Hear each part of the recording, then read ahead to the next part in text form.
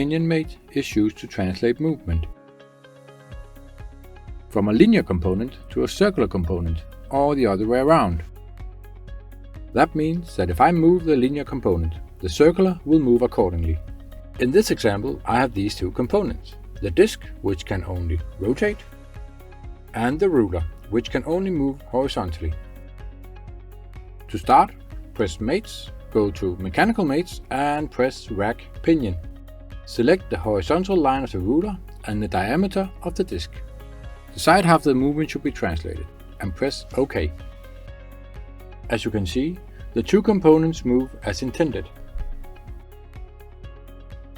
The screw mate simulates the movement of a bolt to a screw. To use it, select the mates, mechanical mates and the screw mate.